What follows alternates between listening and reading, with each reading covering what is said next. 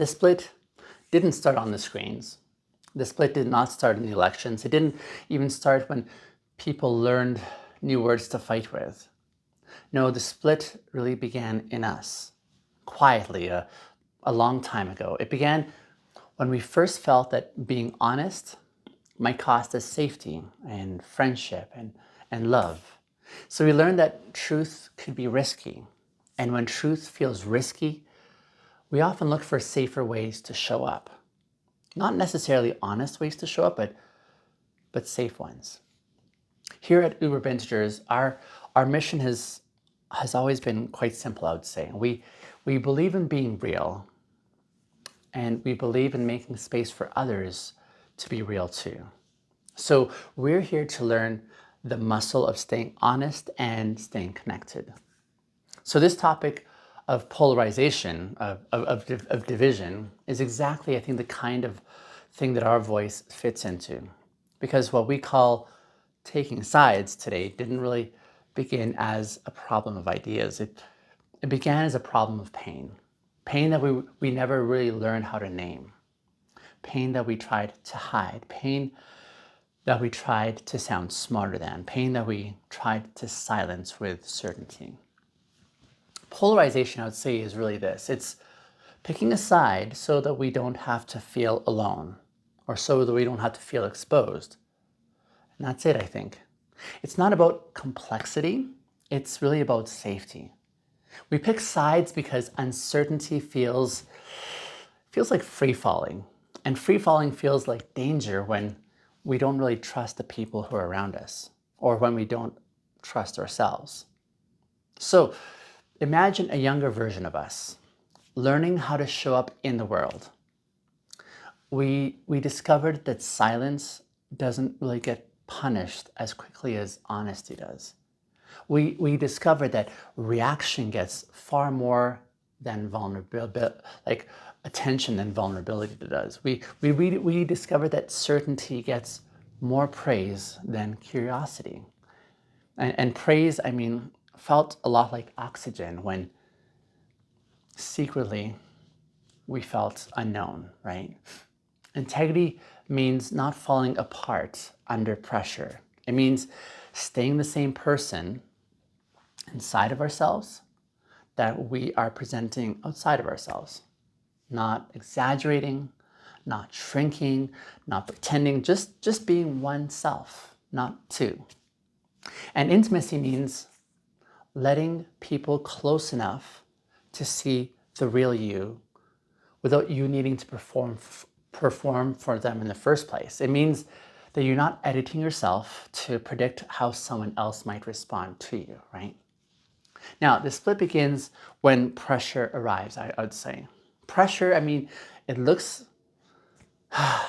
there's pressure to look smart, right? Pressure to look strong, to feel good enough, right? To look composed enough, to look unaffected enough or certain enough. And so we learned very early to respond to pressure by stiffening or by hiding or by reacting. And we didn't do this to be difficult. I think we did this to try and feel safe. See, we have two selves inside many of us, especially when we're scared. The one part of us wants to disappear so that we don't get hurt, right? But the other one wants to kind of puff up with certainty so that no one really tests us.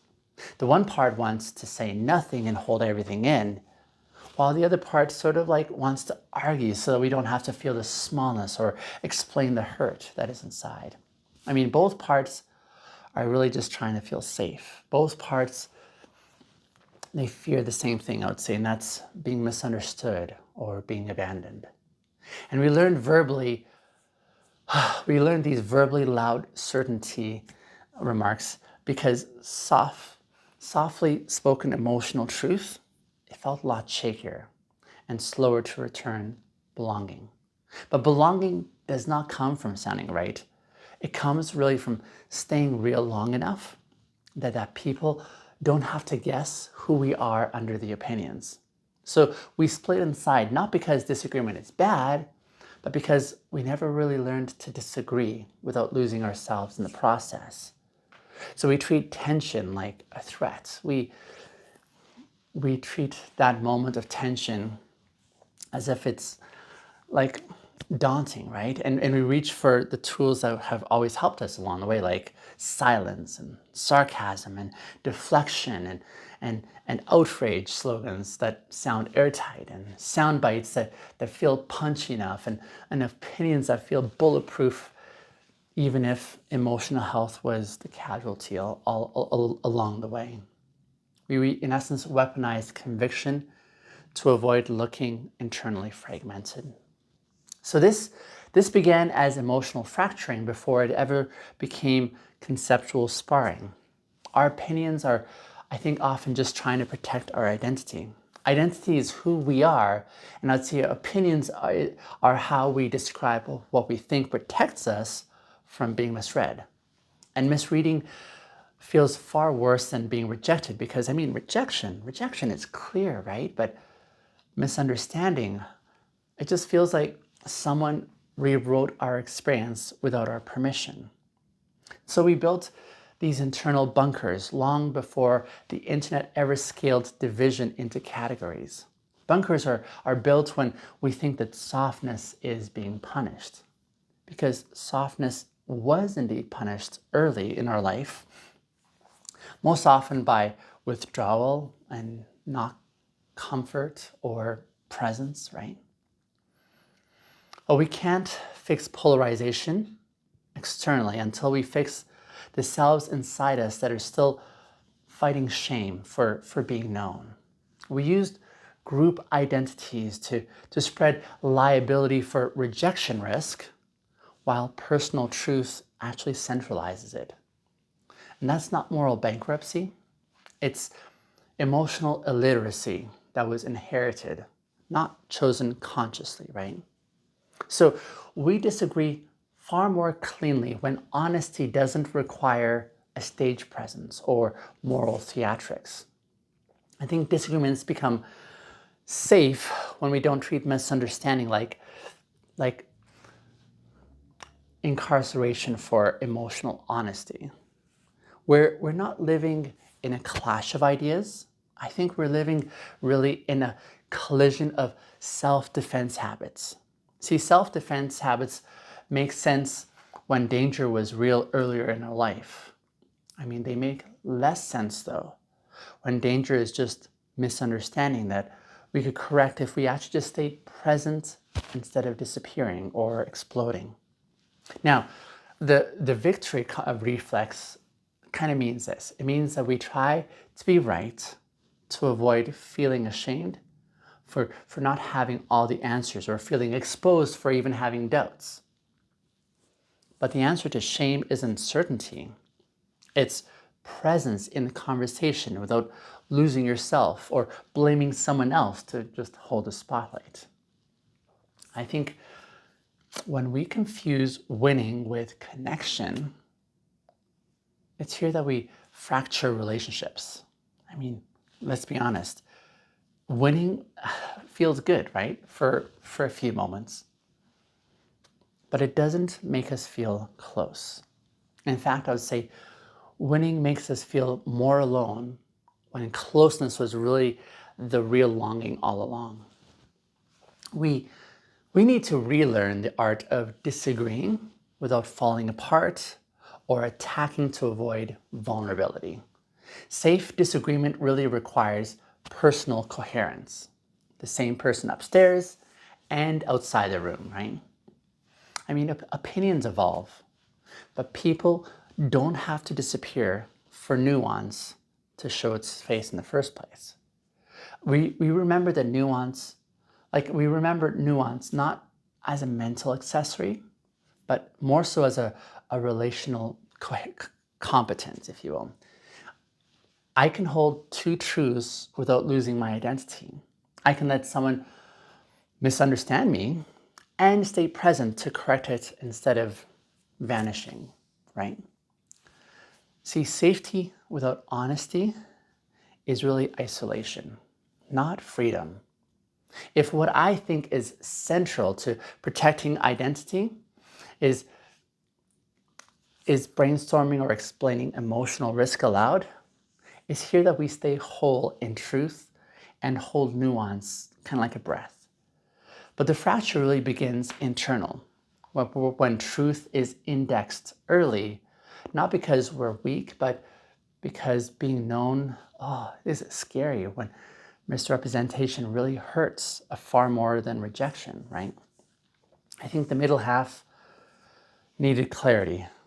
So let me say it here clearly. We didn't lose nuance because it was boring. We lost nuance because it felt risky to sound unsure or soft. So we drifted towards sounding certain, not because certainty was true, but because uncertainty felt dangerous. We built emotional bunkers inside of our voice long before there were any sides to take in the first place. And as we know, a bunker is just a structure, right? That's built to avoid being hit. But safety that isn't honest becomes loneliness. If we're safe but not known, we're just alone quietly. And being right feels like not being misunderstood for a moment. But it's not really the same as connection. See, winning opinions are loud, but presence is durable. The victory reflex sounds a lot like certainty, but certainty doesn't really mean connection. It just means that people don't have to guess how heavy the emotion was earlier, right? And until we're able to reconcile the selves internal to opinions that sound like bulletproof substitutes, the split will stay loud and it will stay human and ancient, managed by feeds and by screens. No, we're reteaching the muscle of real connection, not when it's easy, but when it's honest enough to correct the misunderstanding in real time without a sense of loss to the self.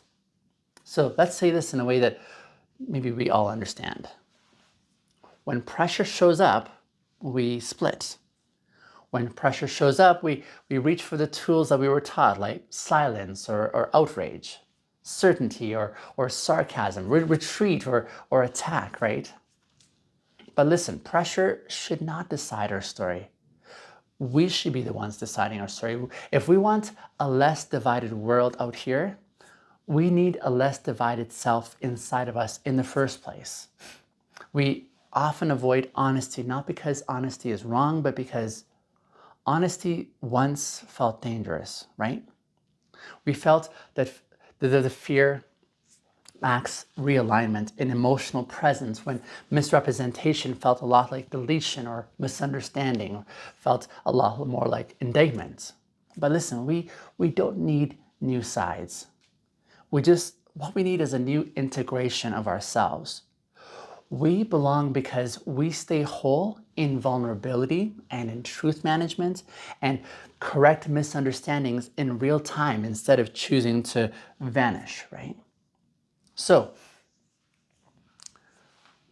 what this can sound like now is this. It can sound like this. It can sound like we didn't lose nuance because it was boring.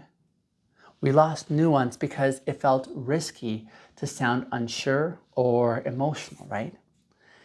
So what we did is we started sounding certain instead. Not safer, just louder. We built these emotional walls with our voices, and walls are usually there to protect, aren't they? But if you've never let anyone inside your walls, you're just basically protecting your own loneliness, not your peace. When we disagree, the problem is not the disagreement. The problem is really disappearing or attacking before misunderstanding could even be fixed in the first place. I think most division comes from not staying long enough to fix that moment. That's not a moral failure. It's an emotional one, right?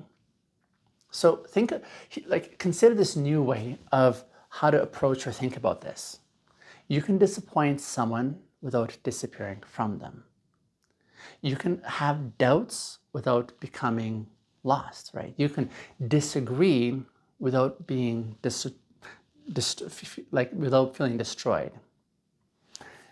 You can say that you're sure about something and still be humble enough that you don't fear like the next question that challenges that very sure thing that you believe in.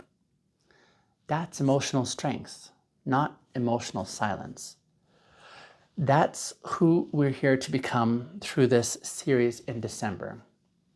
We want to become men who don't break that relationship for the sake of sounding unbothered by it. We want to become women who don't silence their own questions to avoid disappointing the room around them, right? We want to become people who stay whole when the pressure arrives so that the world doesn't have to fragment louder, basically. So when we start from the place of, I want to look strong and right, we really end up in a place where we're saying, I wish I felt known and close. But by this time, it's often too late because we've used the argument as an armor instead of as a moment to build a bridge. Armor feels safe, but bridges feel close. We accidentally chose armor because we never really learned how to build those bridges inside and amidst conflict.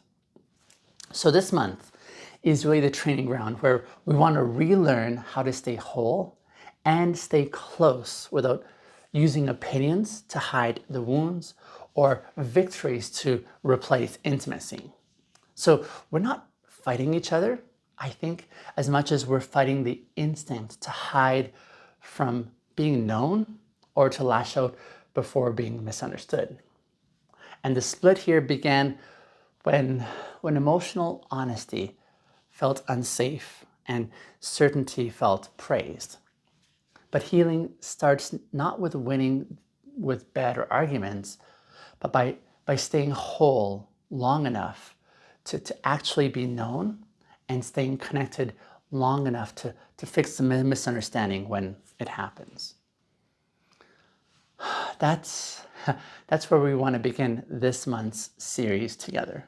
Learning to stay one person, not two, right? Being emotionally aware instead of emotionally dense. Learning to be present and not performative. Learning how to be whole and not fragmented. Learning how to be known and not hidden. Because when the self stops splitting on the inside, the world now has one less person that it can fracture for applause. Now tomorrow, I want to take head on the tension between winning versus being known. And in this episode tomorrow, we'll dissect why winning never really truly gives a sense of belonging or knownness, right?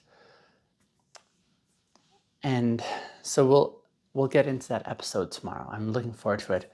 But until then, let me know how this episode landed for you as we begin this series on polarization. I'd love to know your questions, your insights, your epiphanies. Join me in this conversation down in the comments below. See you tomorrow.